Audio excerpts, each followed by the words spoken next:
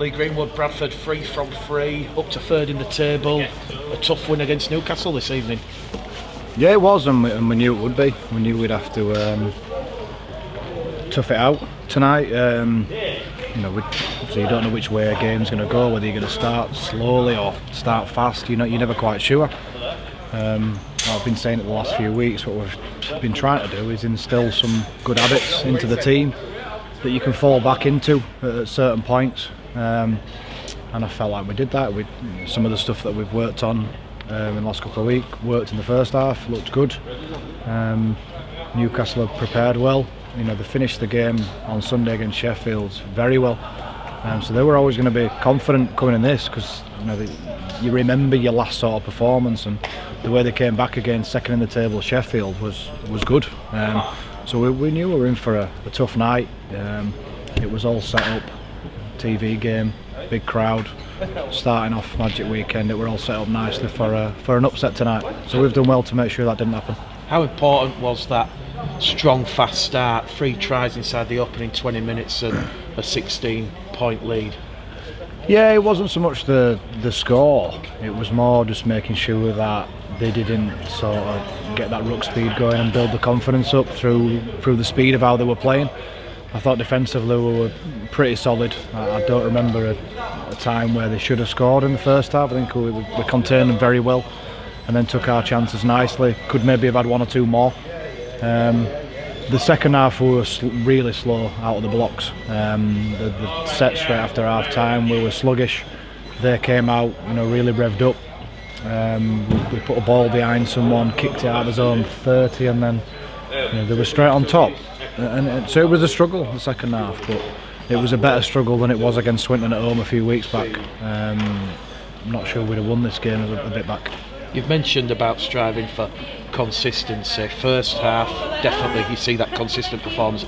Second half, a bit of ill-discipline, ball in hand with the errors and the penalties. Did you put that down to the short turnaround? Can there be a bit of mitigation there, Lee? I'm not sure. I think we've got to give some credit to Newcastle. They did a good job. They've done some homework on obviously how we've been playing the last couple of weeks and what's been working for us, and they did a good job of negating that. And within that, we didn't get that ruck speed going as well as we have been doing, and we had to find a different way of winning it tonight. And I thought we defended solidly still. A couple of half chances for them that they maybe missed out on, but so did we. I never felt in danger of losing the game, albeit it wasn't sort of comfortable viewing. But we found a different way to win tonight, and you're not going to go through just being an easy ride week to week. This is a hell of a tough competition. People might speak about easy games, tough games. They're all just tough. You can't take your eye off the ball. I think quite a few of the teams that have got beat tonight. So we've done a good job there. Without being brilliant, we've won it, not comfortably, but we never felt in danger of losing it. Is that one of the positives to take from the second half, that resilience and character? Even when Newcastle were throwing the kitchen sink, you've managed to still defend vigorously, and then you've come up with that game-winning score from Kieran Gill 10 minutes from the end. Yeah, we didn't win the game because we'd already won it, and we put a bit of icing on it, but we didn't need that score to win it. But like I said, we found a different way to win. They got a bit of joy over on our left side. They were targeting a little bit. They scored 1 or 2 out there, so we just changed a little bit, and it sort of fixed it up. And yeah, we looked, again, without being brilliant, we looked solid enough and a bit difficult to break down. And that's what we've been working on. Things work differently in games. No team, no matter how good you are, just wins every game perfectly. And that's 3 wins in the last 3 that we've won in different ways, and there's been different positives and different things to work on that have come out of each. But generally the habits that we've been instilling in training are starting to come through. And like I say, once you get that, and once you get the performances, then the results follow. How important is it to get that first 3 wins of the season together? Because I think this was the 4th attempt after 2 wins on the bounce, and then the horror show at Keighley, and then Barrow, and then I think Halifax in the cup. But to finally cross that hurdle psychologically, to show consistency and a bit of momentum now. You know, Bradford third in the table. People are going to look and think, you know, Bradford, they do have that form book behind them. I'd missed that one in my team talk. I should have used that one. That, you know, it's his fourth attempt at winning 3 in a row. But no, we'd not spoke about that. It's just about backing performances up, which is something we haven't been able to do. I didn't put a number on it. I just knew we hadn't done it continuously throughout the season so far. But again, with that, you're not going to perform perfectly. Not everything's going to go your way, or else it'd just be easy, wouldn't it? You know, some things tonight that have worked for us in the last couple of games wasn't working, and we just had to find a different way and had to defend when they make the mistake. So it's just a different way, and the lads shouldn't be be unhappy with what they've done tonight as opposed to Sunday. You know, everyone saw the scores, the way you win it, you know, the way you come back, don't concede in the second half. But I look at tonight and I'm equally as happy as with what I've seen tonight, because I know this, we're all geared up for a Newcastle win. Just the one change, which was Joe Rundle coming for the injured Nathan Mason. How close were Massey Matongo and Michael Lawrence to featuring this evening? Yeah, well, Massey was 18th man, so that was just a decision on sort of team selection. Obviously, we lost Nathan, who had been playing the last couple through injury. So but we had Joe back, so we wanted Joe to play, and then it was just a slight reshuffle. That was the only actual change in the 17. But yeah, Massey's good to go. We'll have to see what we're looking like for next week and whether it's, you know, the time to put him in or not. Same with Michael, whether it's next 1 or 2 games, he's going to be round about. You know, and I don't think we picked up any injuries out of tonight, but I said that on Sunday, and then by the time I got to training we did have someone with a broken wrist, so I'm not going to say anything. Just on Michael Lawrence, if he's obviously been out injured and he's in the squad now and must be very close to playing, if he's not playing, what we've noticed is he's wearing the headset. It's almost like your assistant, you know, on the touchline, you know, relaying yours and Brian's communication. Is that something that Michael's keen to perhaps move into? I'm sure it will be. I think most players coming to the end of their career start looking at that. But yeah, we need every pair of hands at the minute we've got. Obviously, I've moved up, Brian's come in. You know, we're down on a couple of pairs of hands, but we haven't lost anything actually game day, because so with Michael not being playing at the minute, he's moved to headset. George Flanagan running the water and stuff. So it's a bit of a squad effort, and that's what we've been trying to instill a little bit anyway. You know, but it's been a happy, content squad anyway from day one since pre-season. There's been a lot of changes from last year, and obviously I wasn't here, but you know, Mark did a lot of hard work of changing the culture, and I think he did that, and he did a good job. There was a good feeling. Everyone worked hard in pre-season. We just didn't quite go his way consistently, so there was no unhappiness anyway.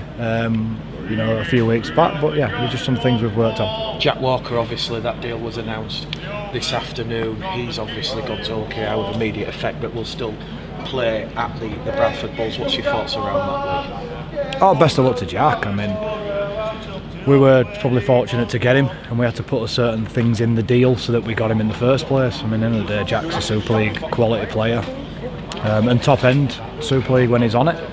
Obviously his injuries speak for themselves. That's why he's probably not, you know, that's probably why he's not in Super League this year, is because of his injuries, not because of his performances.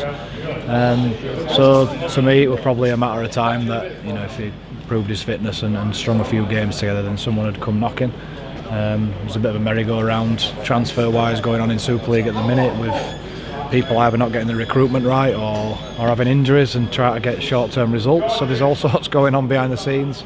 And we might just be part of that, because yeah, there's a lot of movement, a lot of discussions go on that obviously I wasn't privy to before 3 weeks ago, but I'm now starting to be privy to them. So yeah, our job is to make sure that the squad have got the habits to fall back onto, so that if there are 1 or 2 people coming in or going out, the habits of the whole group stay together, and anyone that joins us needs to add to that.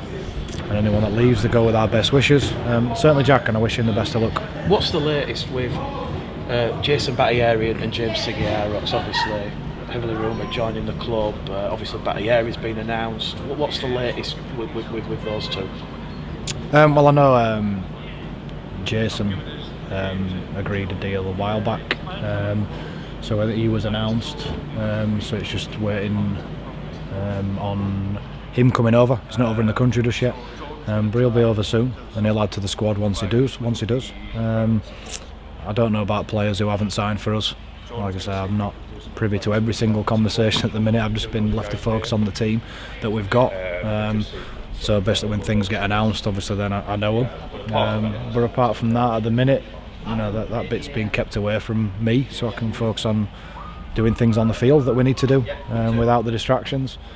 Brian's probably involved in more conversations like that behind the scenes than I am.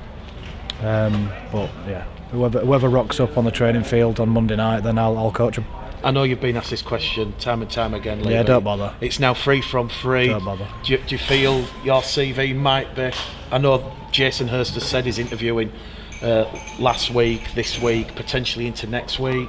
Do you feel your stock's growing with win after win after win? Not at all, no. I don't feel like I'm a better coach than I was when I was assistant before. I've been head coach at 2 other clubs, totally different, budget-wise, expansion team. So I feel like I've done it tough doing all that. But honestly, I'm content and happy being the assistant under Mark, enjoying what we were doing. Frustrated at the inconsistency as Mark was. Club have decided to make a change. I've stepped up in the short term as interim with Brian, who's come in. So we're just coaching the team at the minute, both enjoying, the lads responding to it, the lads training hard, and nothing's changed. We're doing that as long as the club needs to do it, needs us to do it. If that's till tomorrow, if that's for another month, then so be it. You've got a nice sort of weekend off now leading into that London game, whereas this week you've had such a short turnaround. That's a bit of a blessing. Yeah, lads can enjoy the Saturday, Sunday off. Obviously it's good playing Friday if you win, because then you can watch how the other teams playing each other, chill out a little bit and get a couple of extra days of recovery, and then we're back into training on Monday for what's going to be a different challenge next week against London, but a tough one. So if I'm in charge on Monday, then we'll be carry on doing the same things. Cheers,